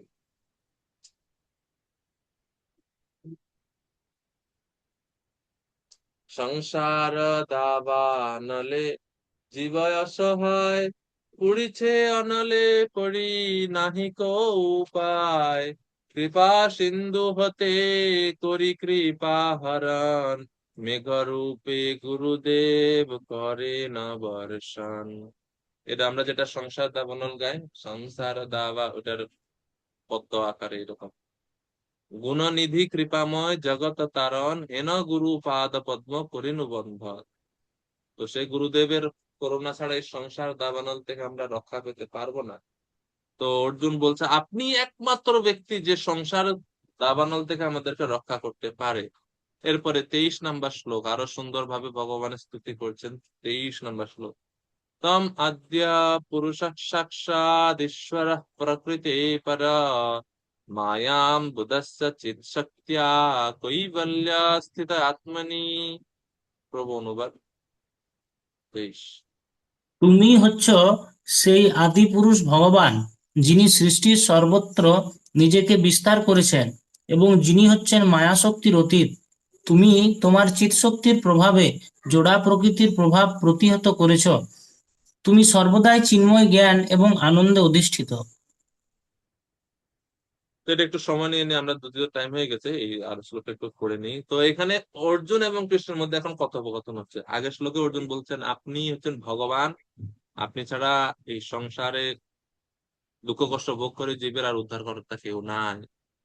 তো ভগবান এখন বলছেন রে অর্জুন, তুমি এটা কি বলছো? আমি না তোমার ভ্রাতুষ্পুত্র, আমি না তোমার হচ্ছে আহ আমরা না, আমরা না সমতুল্য, আমরা না সমতুল্য, আমরা না বন্ধু দুইজন, তুমি আমাকে ভগবান বলছো কেন? এমন কথা বলো না অর্জুন।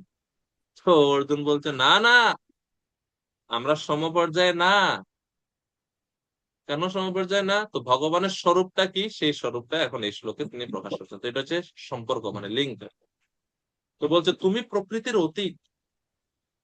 এই জন্য এই 23 নম্বর শ্লোকটা খুব গুরুত্বপূর্ণ, আমরা চাইলে এটা শিখতে পারেন। প্রকৃতি পরহ, প্রকৃতি পর মানে হচ্ছে, প্রকৃতি মানে কি? গুণ, তিন গুণ, তিন গুণের পর মানে অতীত, এই জন্য গুণাতীত। এই জন্য বলছে তুমি হচ্ছে প্রকৃতির অতীত।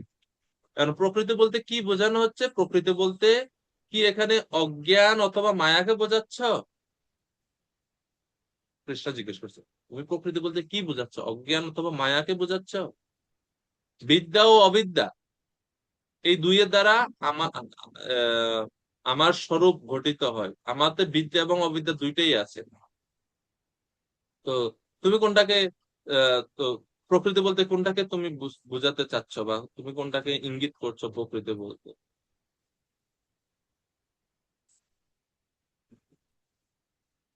তো প্রকৃতি বলতে অর্জুন বোঝাতে চাচ্ছেন যে হে ভগবান, যারা অবিদ্যা দ্বারা আচ্ছাদিত তারা আপনাকে দেখতে পারেন। আপনি প্রকৃতি পর মানে তিন গুণের অতীত, প্রকৃতি পর। এরপরে বলছে প্রকৃতি পর আদ্য, আদ্য মানে হচ্ছে আদি, সর্বকারণের কারণ। সাক্ষাৎ ঈশ্বর পুরুষোত্তম চিৎ শক্তিয়া, আপনি আপনার চিৎ শক্তির দ্বারা বা বিদ্যা শক্তির দ্বারাতে মায়াম বুধস্য কৈবল্যেই আত্মনি স্থিত, আপনি আপনার যে স্বরূপ শক্তির প্রভাবে বহিরঙ্গা মায়া শক্তিকে দূরে রেখে আপনি আপনার স্বরূপে অবস্থান করেন। অর্থাৎ আপনি আর আমার মধ্যে পার্থক্য আছে। আপনি সবসময় চিৎ শক্তির দ্বারা আপনি অবস্থিত, আপনার নিত্য স্বরূপে অবস্থিত।